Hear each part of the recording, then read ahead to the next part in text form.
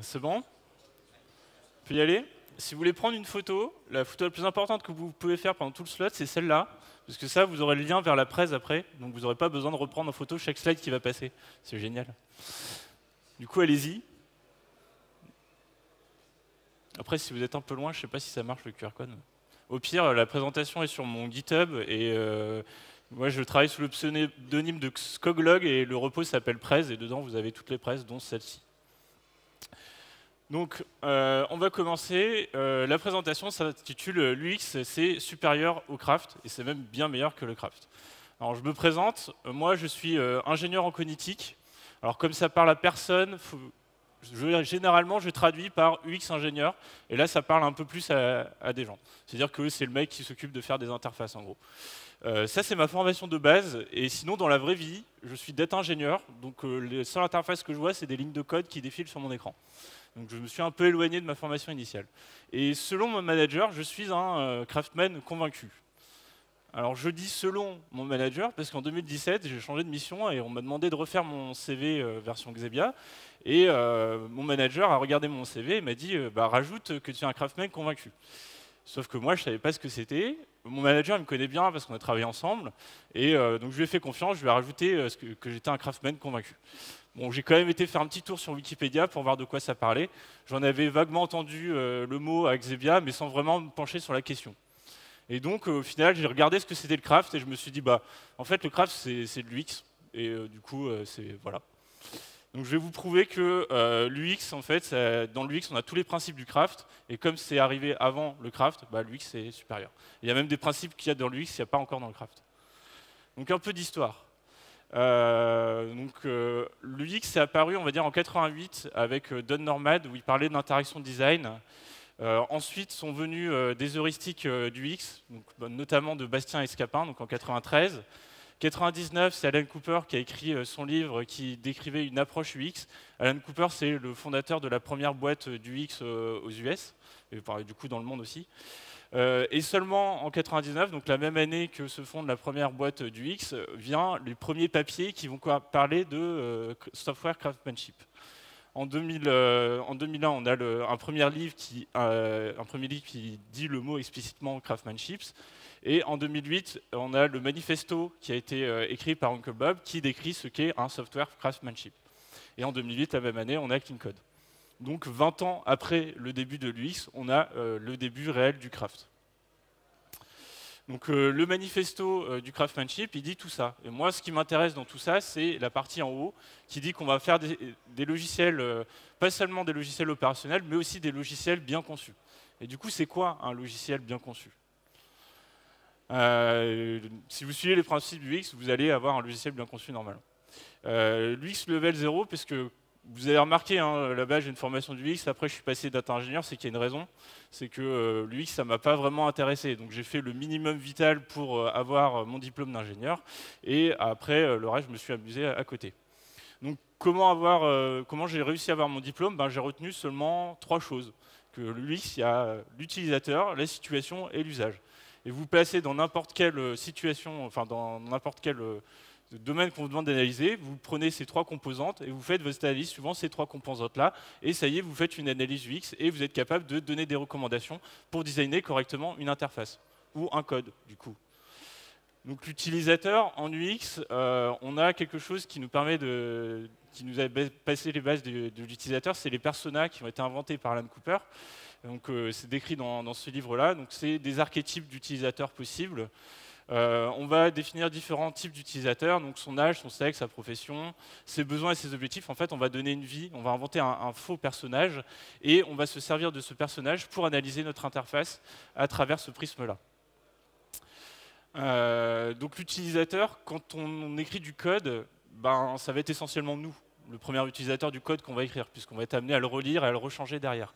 Mais ça va aussi être nous dans un an, qui va plus me rappeler que ma variable Toto, que je trouvais super intelligent et super fun de marquer, un an après, je ne vais pas me rappeler à quoi ça correspond. Donc il faudra peut-être éviter d'utiliser ce nom-là. Ça va être les autres membres de mon équipe, donc ça va être un junior développeur, un senior développeur, ou ça va être l'équipe de run. Et le junior développeur, il ne va pas avoir les mêmes automatismes qu'un senior développeur. Et pareil, un senior développeur, il va avoir des automatismes plus développés que les juniors, et donc ils ne vont pas comprendre et lire le code de la même manière. Donc il faudra faire attention quand on écrit du code vers qui il est destiné. Ensuite vient la situation. Donc la situation en UX, c'est généralement on a une interface. Dans quelle situation on va l'utiliser. Donc est-ce qu'il va y avoir des lumières? Est-ce que ça va être dans le noir? Est-ce que la personne va être en mouvement quand elle va l'utiliser? La situation, quand on est face à du code, il y en a un peu moins, c'est un peu plus restreint. Moi, ce que j'ai identifié comme situation pour mon code, c'est je suis au bureau et je suis en train de développer, la vraie vie, quoi. Ça peut être aussi, je suis en conférence. Quand je suis en conférence, je vais présenter du code, et du coup, le code que je vais présenter en conférence, va peut-être pas falloir que je l'écrive de la même manière que si je suis à mon bureau, puisque là, je vais présenter juste des morceaux de code, et donc il faudra qu'il soit très parlant et très vite parlant aux personnes qui vont le lire, puisque la slide va pas durer très longtemps. Une autre situation qu'on rencontre fréquemment quand on travaille, c'est un bug. Un bug est arrivé en prod, et puis là, gros coup de stress parce que derrière, il n'y a plus rien qui marche. Donc il faut très vite passer sur le code pour identifier d'où vient le problème. Ensuite, le troisième point, c'est l'usage. Donc quel est l'usage de mon code? Donc l'usage qu'on va avoir quand on va développer du code, ça va être l'intégration de nouvelles features ou un refactoring. Donc là, on va relire notre code qu'on a déjà écrit et on va en réécrire du nouveau pour le changer. Donc si vous faites tout ça et vous analysez votre code à travers ces trois prismes-là, déjà vous avez le minimum du craftsmanship. Comme j'étais feignant, mais pas trop quand même, l'UX ça m'a quand même intéressé, c'est pour ça que je continue à en parler aujourd'hui. J'ai un peu bachoté certains trucs et il y a certains concepts que j'ai retenus de l'UX que je trouvais assez importants. C'est notamment les analyses heuristiques. Donc il y a plusieurs personnes qui ont fait de l'UX, qui ont écrit des analyses heuristiques. Donc il y a Nistel, Schneiderman, Bastien Escapin. Ils ont chacun écrit des rules à suivre différents. Mais il faut savoir qu'on peut tous s'amuser à recouper entre Nistel, Schneiderman et Bastien Escapin. On arrive à retrouver des correspondances entre chaque règle qu'ils ont écrite. Ce n'est pas les mêmes, mais tout se recoupe. Moi, j'aime bien travailler avec Bastien Escapin parce que simplement, ils sont français. Et je n'ai pas de meilleure excuse pour travailler avec eux plus qu'avec les autres. Donc Bastien Escapin, dans leurs heuristiques, qu'est-ce qu'ils nous disent? Il faut respecter donc, le guidage, charge de travail, contrôle explicite et ainsi de suite. En gros, on a toutes ces règles-là et ils nous servent pour analyser l'interface qu'on va écrire. Donc quand on va écrire une interface, on va dire question guidage, qu'est-ce qu'on a dans l'interface? Donc moi, je me suis posé la même question, sauf qu'au lieu d'analyser une interface utilisateur, j'ai analysé mon code à travers ce prisme-là. Donc quand le guidage, c'est donc l'ensemble des moyens mis en œuvre pour conseiller, orienter, informer et conduire l'utilisateur lors de ses interactions avec l'ordinateur, je me suis dit, du coup, quand j'écris mon code, qu'est-ce qui va correspondre à ça? Qu'est-ce qui va me permettre de remplir ce rôle-là? Donc ça va être le choix de mettre des commentaires dans mon code pour guider un nouvel utilisateur. Ça va être aussi le fait d'écrire des noms explicites de variables. Comme je disais, ma variable Toto, ce n'est pas forcément une bonne idée pour guider l'utilisateur. On va aussi écrire des tests, puisque quand une personne va lire le test, elle va comprendre le fonctionnement de la fonction.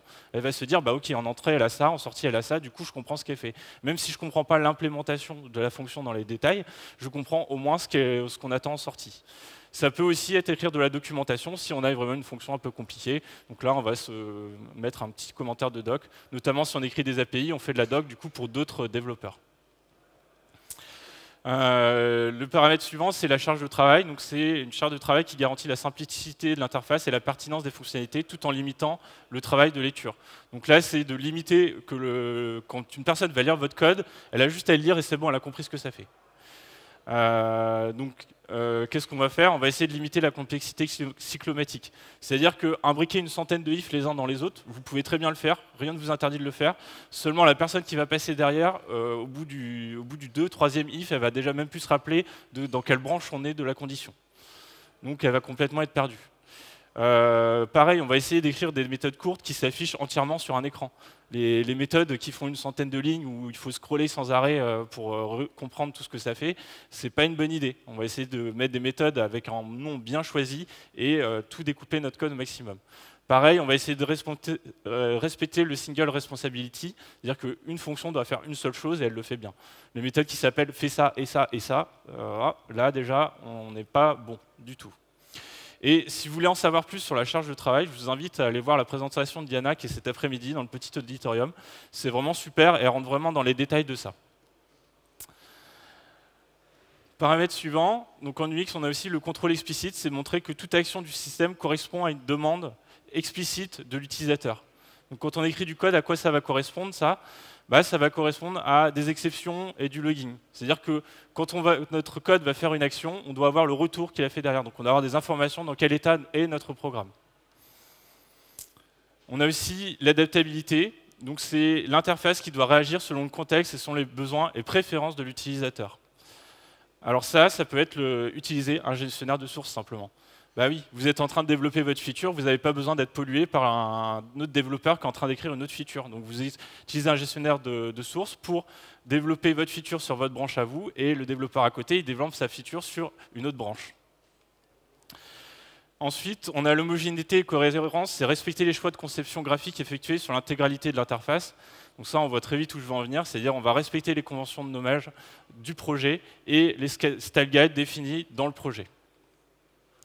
On va avoir aussi de la gestion des erreurs, donc là beaucoup plus simple quand on est développeur, la gestion des erreurs, c'est tout ce qui nous permet de protéger contre les erreurs et d'avoir une qualité de message d'erreur importante.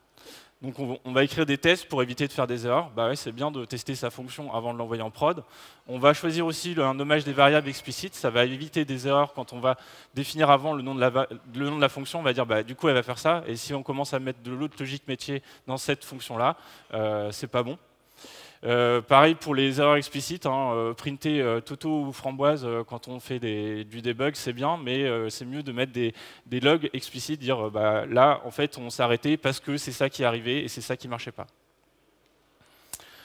Une autre chose importante, c'est la significance des codes et des dénominations, donc savoir une interface compréhensible et utile pour les utilisateurs.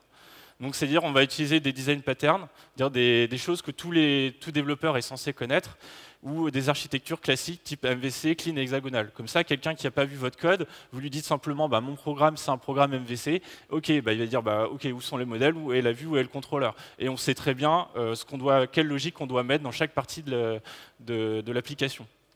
Pareil, on va essayer aussi de respecter les conventions de langage ou de framework. Typiquement, si vous développez en Python, vous allez nommer vos variables suivant une snake case, donc avec des underscores. Et par contre, si vous avez du code Scala qui est à côté, respectez les conventions Scala et utilisez du camel case. Donc suivant le langage que vous avez des conventions à respecter pour que si jamais un utilisateur vient et est habitué à un langage, il se retrouve facilement dans votre programme. Typiquement, quand on collabore entre data scientists et data ingénieurs, les data scientists écrivent du Python, les data ingénieurs écrivent du Scala. Moi, je ne vais pas m'amuser à écrire du Python comme j'écrirais du Scala. Puisque derrière, le data scientist, quand il va arriver sur le code, il va dire pourquoi il n'y a pas d'underscore et tout. Et de toute façon, quand il va réécrire son code derrière, il va remettre des underscores partout. Du coup, on n'aura plus de cohérence dans notre code. Et le dernier critère, c'est la compatibilité. L'interface doit s'adapter aux caractéristiques de notre utilisateur. Alors là, c'est un peu plus tricky. C'est par exemple limiter l'usage de la programmation fonctionnelle. Vous arrivez dans une équipe, vous avez beaucoup de juniors et aucun ne maîtrise la programmation fonctionnelle. Vous amusez pas à mettre des concepts avancés de programmation fonctionnelle dès en arrivant dans l'équipe. Vous allez perdre tout le monde, le code, il n'y a que vous qui pourrez vous en servir après. Essayez de les introduire petit à petit et de faire monter en compétence toute l'équipe en même temps que vous. On va aussi limiter les récursions. Les récursions, c'est une horreur pour le cerveau.